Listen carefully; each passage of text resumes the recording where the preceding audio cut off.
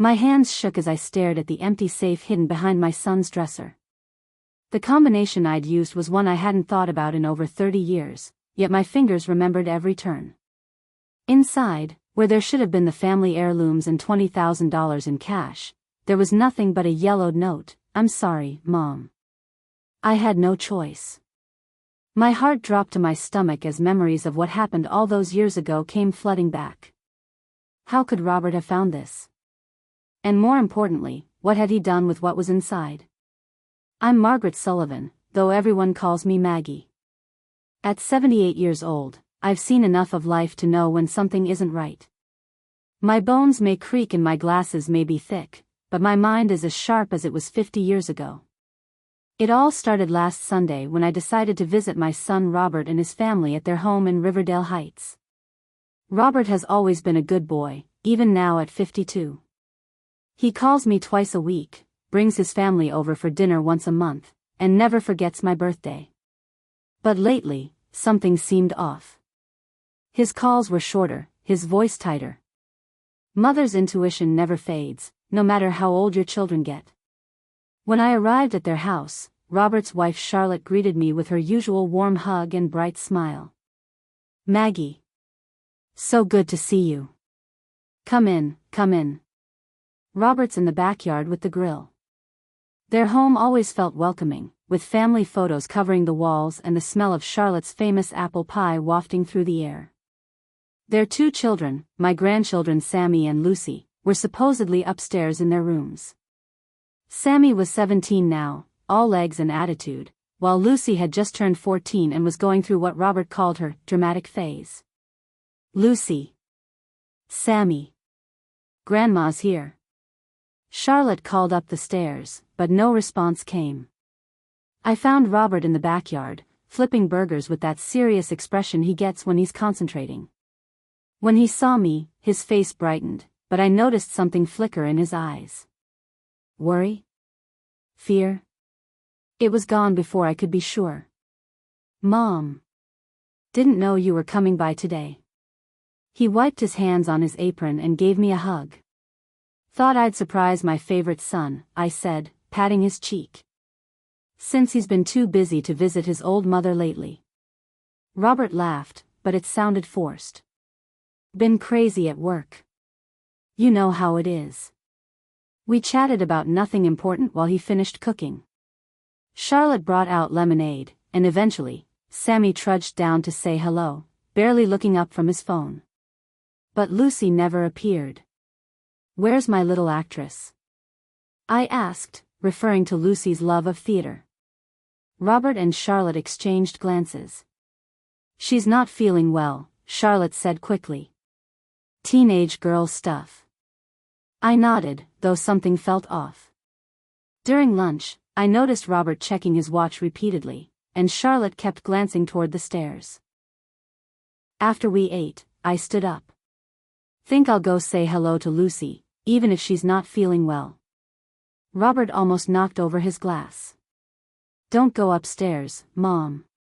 It's messy," he said too quickly. "Lucy's room looks like a tornado hit it, and she's embarrassed about it. I'll tell her to come down instead." Now, I raised 3 children and have 5 grandchildren. I know when someone is hiding something. Robert's eyes wouldn't meet mine, and Charlotte suddenly became very interested in clearing the plates. "Nonsense," I said, already heading for the stairs. "I raised you, remember? I've seen messy." "Mom, please," Robert called after me, his voice tight with what I now recognized as panic. But I was already halfway up the stairs. The second floor was quiet. Too quiet for a house with 2 teenagers. I called out, "Lucy? It's Grandma." No answer. I checked her bedroom first, knocking softly before opening the door.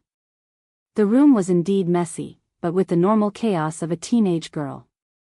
Clothes on the floor, makeup scattered across the dresser, posters of bands I didn't recognize on the walls. But no Lucy. I moved to Sammy's room next.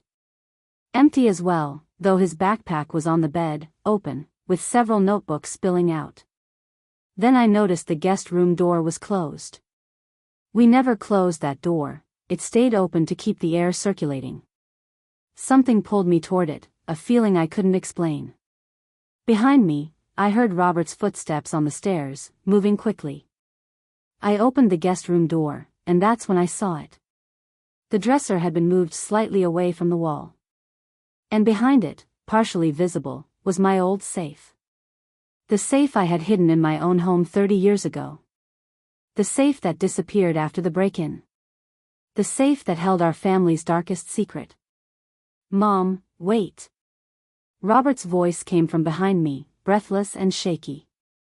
But I was already kneeling in front of the safe, my old fingers tracing the familiar metal.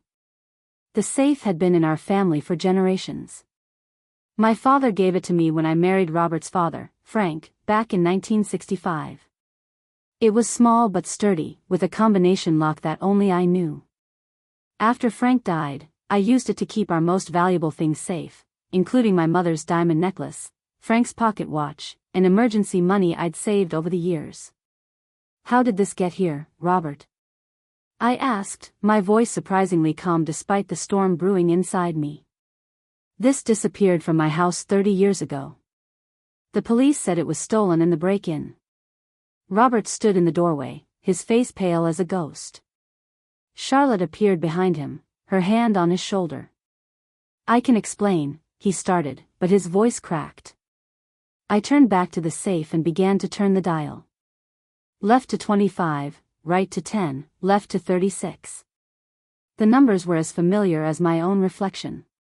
When I heard the click, my heart raced. The door swung open easily, revealing nothing. Empty. Completely empty. Where are they? I whispered. The necklace? The watch? The money? Robert sank to his knees beside me. I'm so sorry, Mom. I never meant for you to find out this way. Find out what? Robert James Sullivan, you tell me right now what's going on. My voice rose, sharper than I intended. It was a long time ago, he said, looking at his hands. I was 22, in college. I got into some trouble, gambling debts. Bad people were threatening me. The room seemed to spin around me as pieces began to fall into place. The break-in at my house all those years ago, the missing safe, Robert's sudden ability to pay off his student loans that same year. You stole from me? I couldn't believe the words coming out of my mouth. My Robert, my good boy. I was desperate, Mom. I was going to pay you back, I swear. But then things got worse, and He trailed off, tears streaming down his face. Where's Lucy? I demanded, suddenly remembering my missing granddaughter. What does this have to do with her? Charlotte stepped forward. She's not sick, Maggie. She's gone. Gone? What do you mean gone? They took her, Robert whispered. 3 days ago. They said they'd hurt her if we called the police. Who took her? Robert, what have you done? The same people I owed money to back then. They never forgot. I thought it was over, but they found me. They want what was in the safe. But there's nothing in it anymore. They don't believe that, Charlotte said, her voice breaking. They think we're hiding it. My mind raced back to what had been in that safe besides the family heirlooms and money. There was something else, something I never told anyone about. A small black notebook with names, dates, and evidence of crimes that could put very dangerous people away for life. Mom, Robert said, grabbing my hands. They said I have 3 days to return everything, or they'll. He couldn't finish the sentence. I pulled away from him, anger and fear battling inside me. As I stood up, something fell from behind the dresser. A phone, not one I recognized. It lit up with a text message. Time's running out. Bring everything by midnight, or the girl dies. My heart pounded against my ribs as I stared at the phone. Midnight. That gave us less than 6 hours. Robert, tell me everything. Now. My voice was steel. No time for tears or blame. Lucy needed us. He sank onto the bed, looking suddenly old. It started in college. I got in with the wrong crowd, started gambling. Small bets at first, then bigger ones. I kept losing, borrowing more to win it back. The men I owed money to, they weren't regular bookies. They worked for a man named Victor Ross.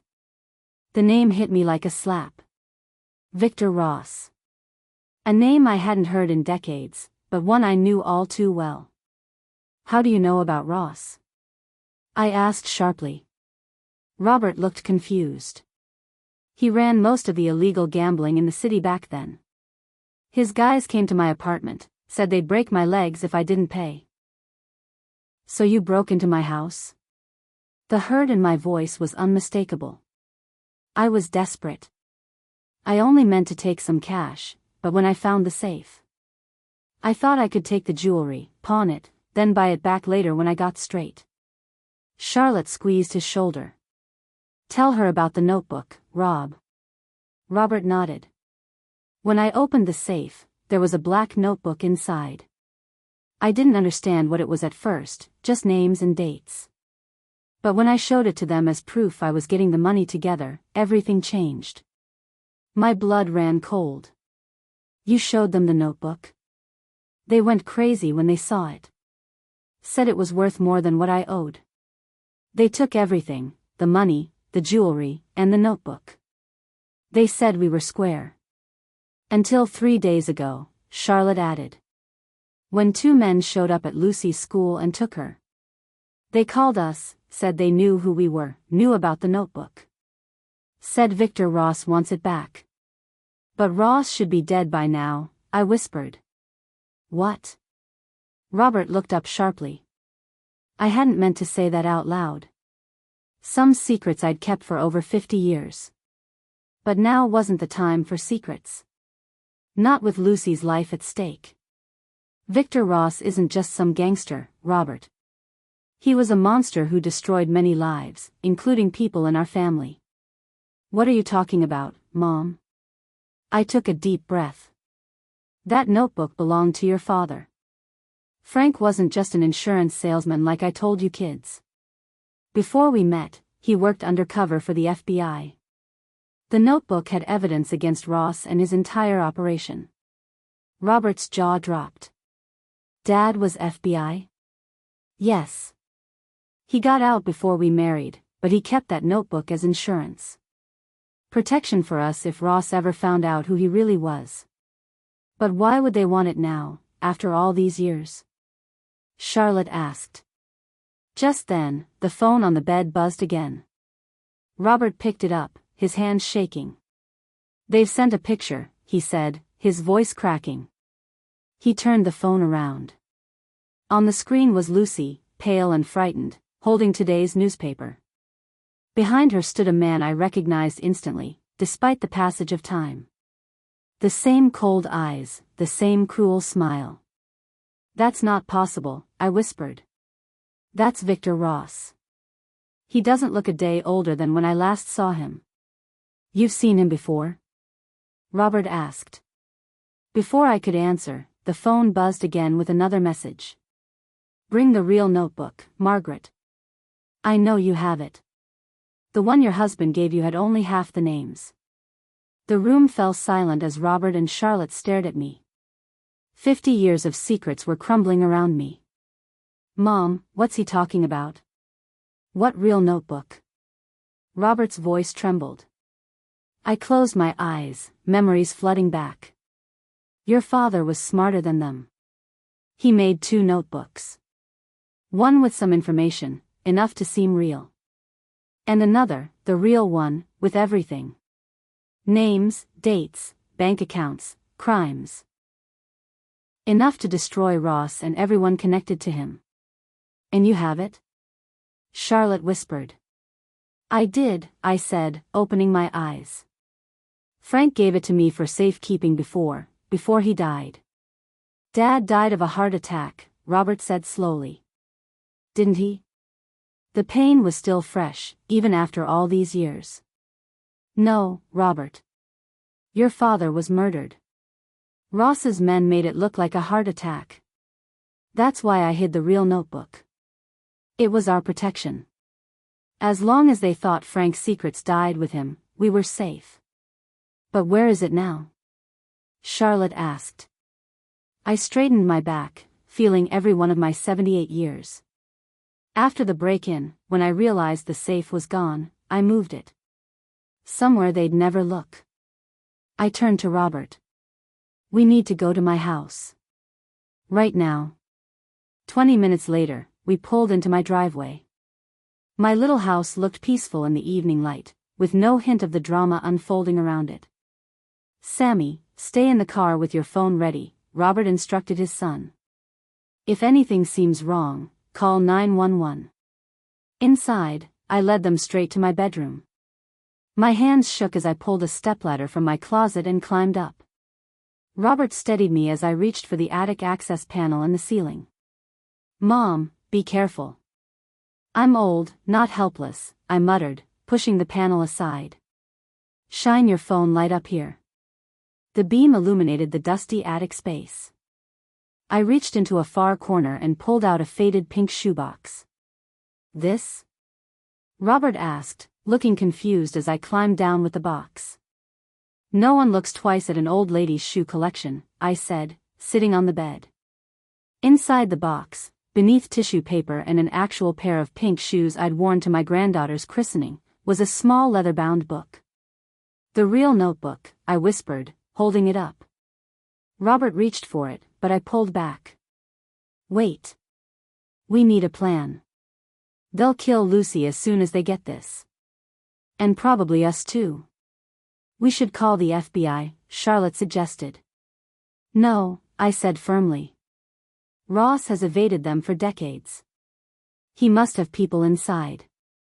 That's how he stayed free all these years. We can't risk Lucy's life. Then what do we do? Robert asked desperately. I thought for a moment. We need leverage. Something he wants more than revenge. I opened the notebook and flipped through pages of my husband's neat handwriting. Names, dates, locations. Then I stopped at a page near the back. Here. This is what we need. The page detailed the location of $40 million Ross had hidden away. Money that had never been found. We'll offer a trade, I said. The location of his money for Lucy. As I spoke, headlights swept across my bedroom window. A car had pulled up outside. Were you followed? I hissed at Robert. Before he could answer, the front door crashed open. Heavy footsteps pounded through my house. Quick. Out the back.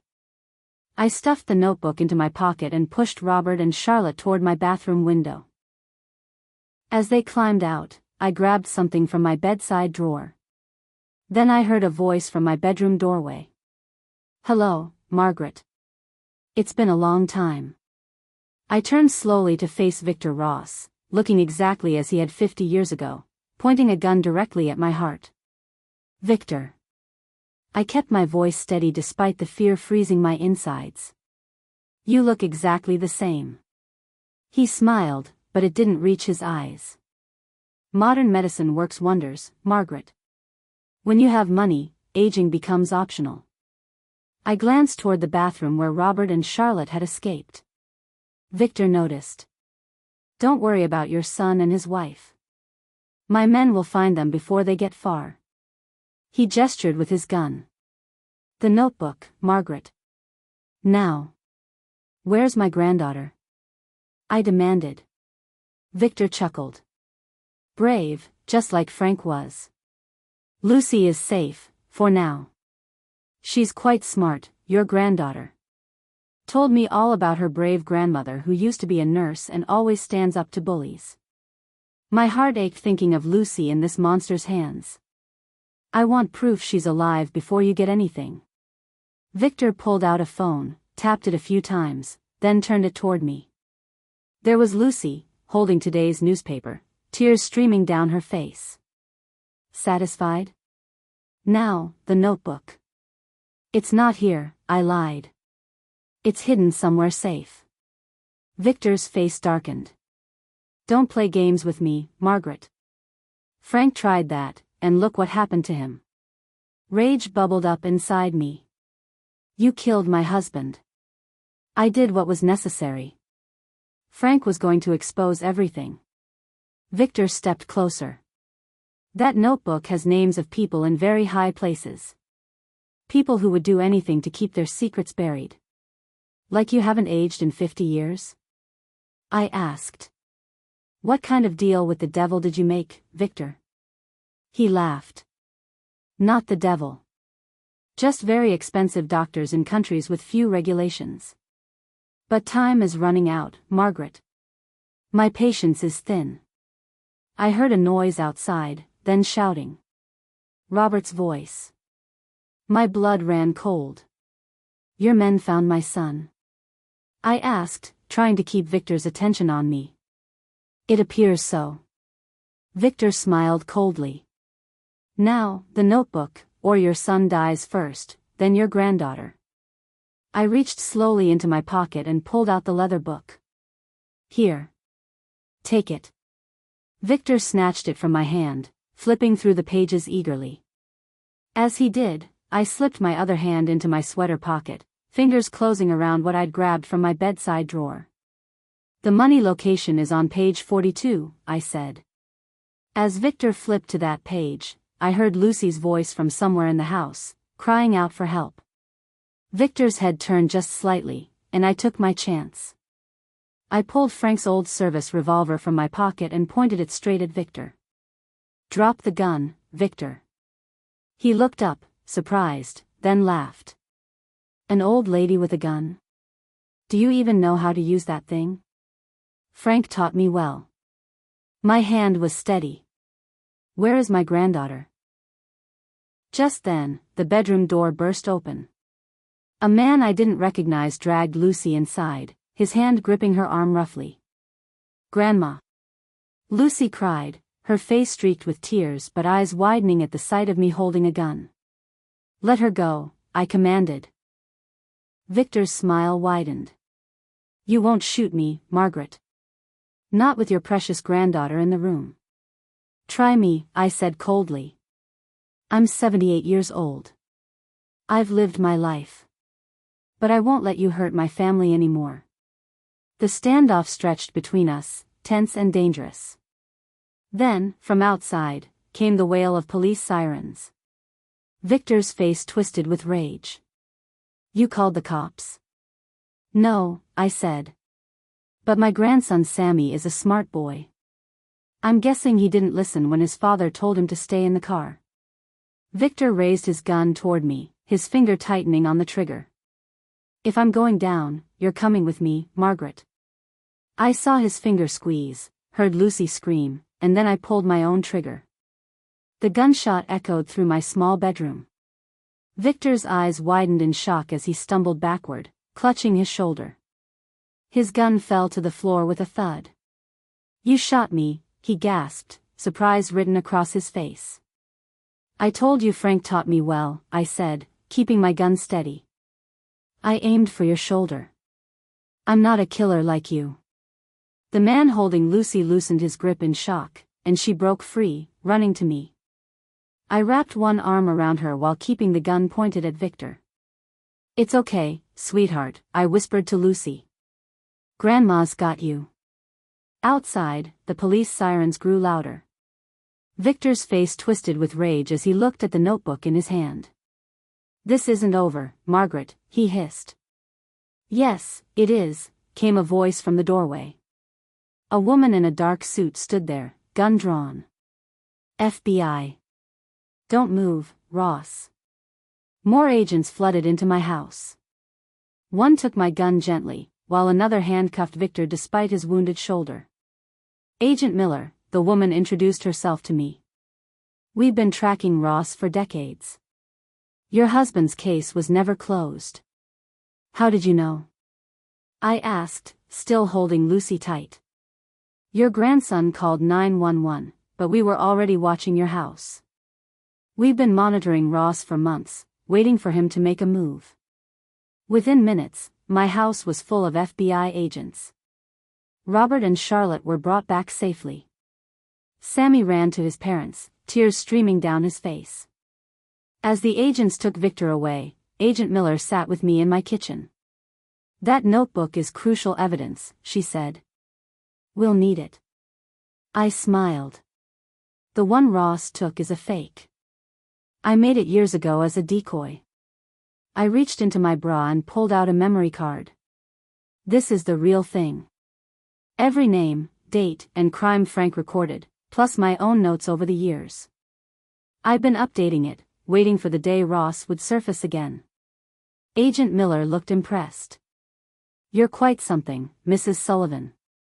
Later, as things calmed down, my family gathered in my living room. Lucy hadn't left my side, her head resting on my shoulder. "Mom," Robert said, his voice thick with emotion. "I don't know how to apologize for what I did all those years ago." I took his hand.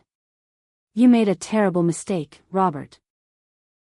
One that nearly cost us everything." "I know," he whispered, tears in his eyes. "But you're my son.